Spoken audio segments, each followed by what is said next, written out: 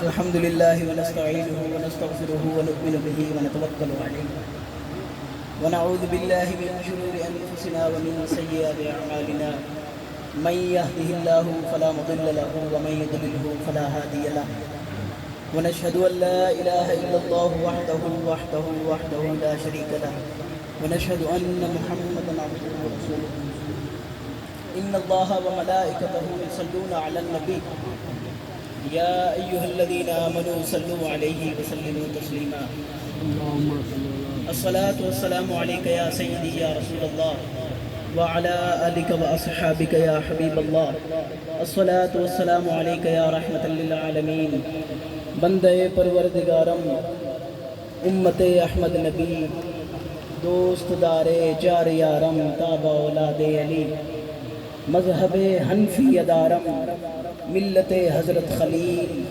خاک پائے غوث اعظم زیر سایہ ہر ولی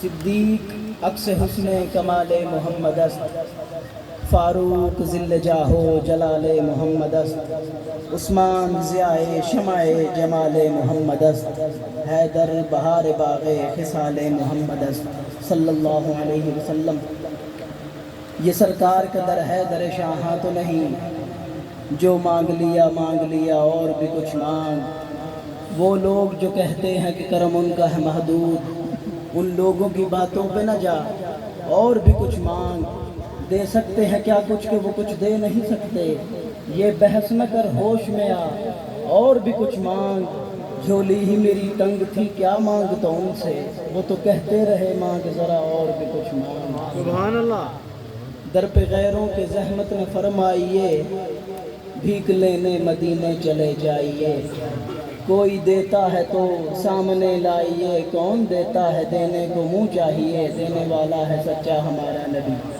صلی اللہ علیہ وسلم چند منٹ کی گفتگو کرنے کی جسارت کر رہا ہوں جتنے بھی کامل شیوخ یہاں موجود ہیں اور وابستگان درگاہ مخدوم السلام علیکم ورحمۃ اللہ وبرکاتہ چند منٹ کی گفتگو کرنے کی جسارت کر رہا ہوں آپ سب کی توجہ چاہوں گا دو باتیں حضرت مخدوم کی آپ کو بتاؤں گا اور ایک بات خواجہ غریب نواز خواجہ معین الدین چشتی اجمیری رحمۃ اللہ علیہ ان کی صرف یہ دو باتیں آپ نے سمجھنی ہیں حضرت مخدوم کا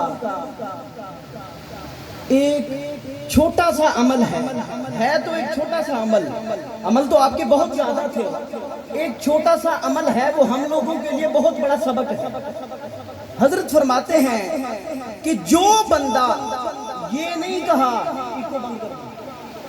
نہیں کہا کہ متقی ہو پرہیزگار ہو یہ نہیں ہے یہ مدعا نہیں ہے متقی ہو پرہیزگار ہو ایسی بات نہیں ہے فرمانے لگے جو بندہ جس نماز کے بعد فجر کی نماز کے بعد پڑھنا چاہے ظہر کی نماز کے بعد پڑھنا چاہے عصر کے بعد پڑھے جو بندہ ایک مرتبہ لا الہ الا اللہ پڑھتا ہے اور کلمے کی جو لام ہے لا اس لا کو کھینچتا ہے اس کے ایک مرتبہ لا کے کھینچنے سے اس بندے کے 70 گناہ معاف ہو جاتے ہیں خواہ وہ صغیرہ ہو یا کبیرہ حضرت کی خود کا ملفوظ ہے فرماتے ہیں ایک مرتبہ لام کی لا کو کھینچنے سے اس کے 70 گناہ معاف ہو جاتے ہیں پھر یہاں پر بات ختم نہیں ہوتی آگے چلتے ہیں حضرت نے فرمایا جتنی مرتبہ پڑھتا جائے گا لام کو کھینچتا جائے گا ایک مرتبہ پڑھے 70 معاف دوسری مرتبہ پڑھے 70 اور معاف ایسے لام کو کھینچتا جائے اس کی پوری زندگی کے گناہ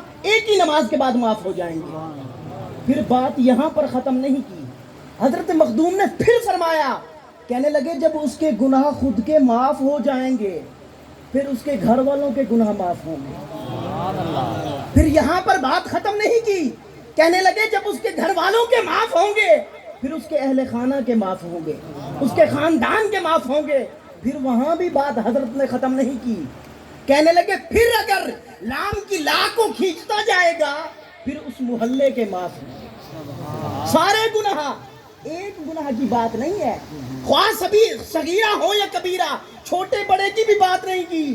کہنے لگے لام کی لا کو کھینچتا جائے، محلے کے معاف ہوں گے، شہر کے معاف ہوں گے، علاقے کے معاف ہوں گے، تحصیل کے معاف ہوں گے، ضلع کے معاف ہوں گے، حتیٰ کہ حضرت مخدوم فرماتے ہیں اس پورے ملک کے گناہ معاف ہو جائیں گے ایک مرتبہ جو لام کی لا کو کھینچے گا.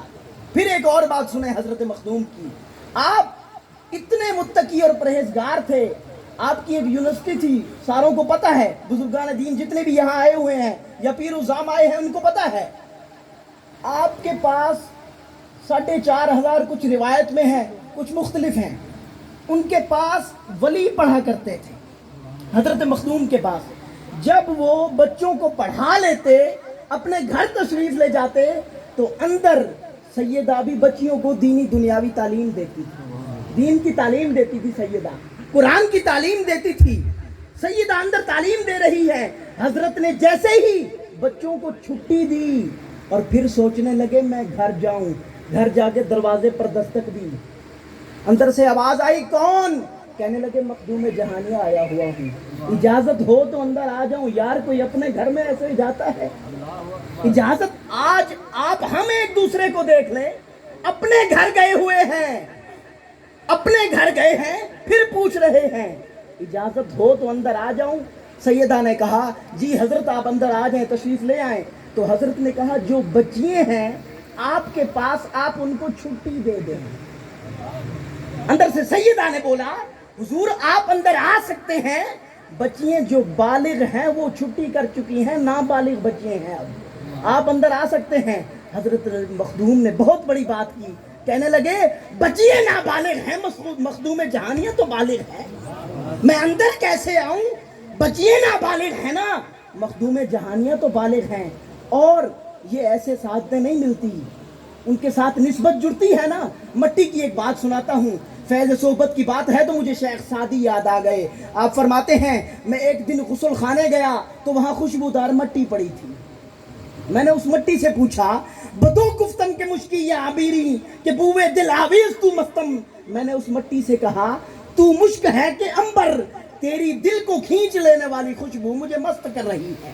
اس مٹی نے کہا بگفتہ من کلے ناچیز بودم ولیکن مدت باکل شستم. کہنے لگی میں تو ناچیز مٹی ہوں لیکن ایک مدت تک کسی پھول کے ساتھ بیٹھی ہوں. جمال ہم نشی در من اثر کرد وگریا من ہما خاکم کے ہستم. اسی میرے دوست سے مجھ میں اثر کر دیا ہے، ورنہ میں تو وہی مٹی کی مٹی ہوں. نیک لوگوں کی سنگت بندے کو بنا دیتی ہے، نیک لوگوں کی معیت حاصل کریں. آخری بات کرنا چاہوں گا، خواجہ غریب نواز کی میں نے بات کی، آخری بات اس کے بعد اجازت چاہیں گے. حضرت خواجہ غریب نواز کا ایک بہت ہی اچھا فعل تھا، بہت ہی اچھا. آپ عصر اور مغرب کے درمیان روتے رہتے تھے، عصر اور مغرب کے درمیان روتے رہتے تھے، کوئی اور کام نہیں کرتے تھے. عصر اور مغرب کے درمیان آپ روتے رہتے تھے. ایک ہندو لڑکا، کافر لڑکا، اس نے کہا ماں پتہ نہیں مسلمانوں کے گرو کو کیا ہو گیا ہے، مسلمانوں کا جو گرو ہے وہ عصر اور مغرب کے درمیان روتا رہتا ہے، پتہ نہیں اس کو کیا ہو گیا ہے. اس کی ماں نے کہا بیٹا تو جا کے پوچھ لے اسے کیا مسئلہ ہے. جا کے آیا حضرت کے پاس، کہنے لگا حضرت آپ کو کوئی تکلیف ہے مجھے بتائیں، کوئی پریشانی ہے، کوئی ٹینشن ہے؟ حضرت نے کہا ہاں نوجوان مجھے ایک ٹینشن ہے، مجھے میرے پیر کی یاد رلاتی ہے. اس نے کہا میں نے تو سوچا تھا بندہ دکھ میں روتا ہے، درد میں روتا ہے، فاقہ ہو تو روتا ہے، یہ کسی کی یاد بھی رلا دیتی ہے. حضرت نے کہا ہاں ہاں نوجوان پیر کی یاد بھی رلا دیتی ہے.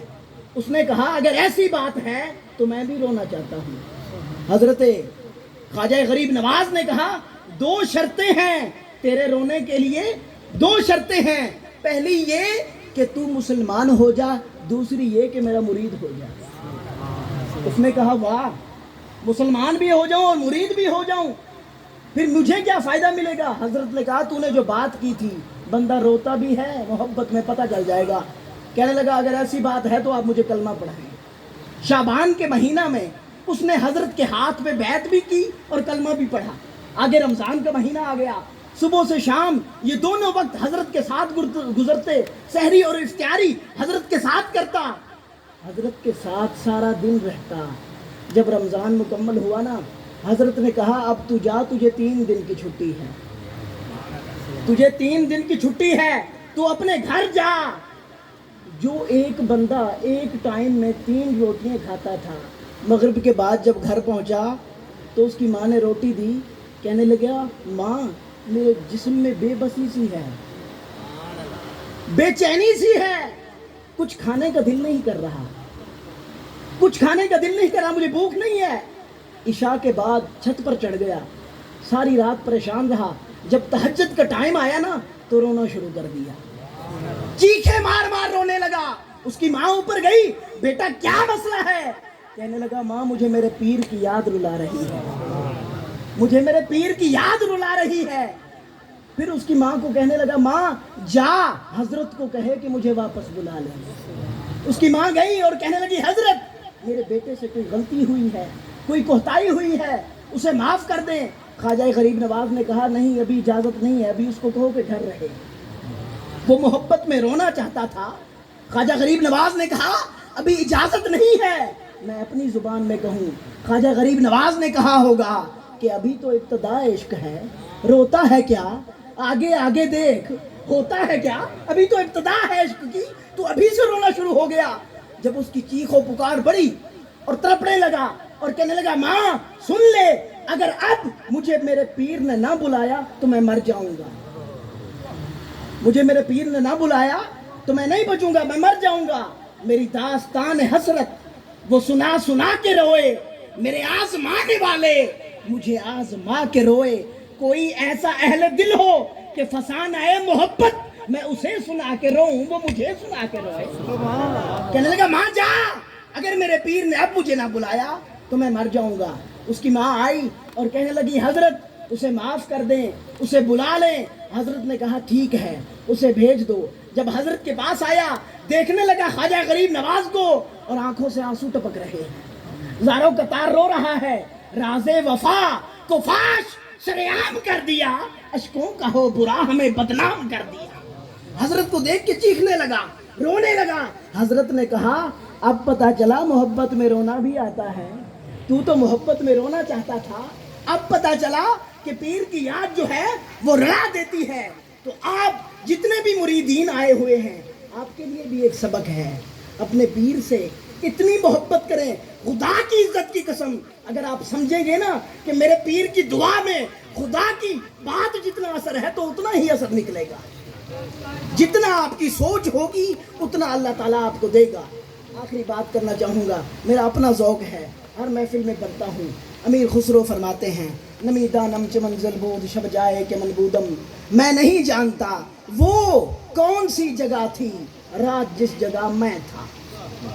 پھر فرماتے ہیں بہر سو رقص بسم البود شب جائے کہ منبودم، ہر جگہ اللہ کا رقص تھا، ہر چیز خدا کے جلووں میں تڑپ رہی تھی، میں بھی وہاں تھا۔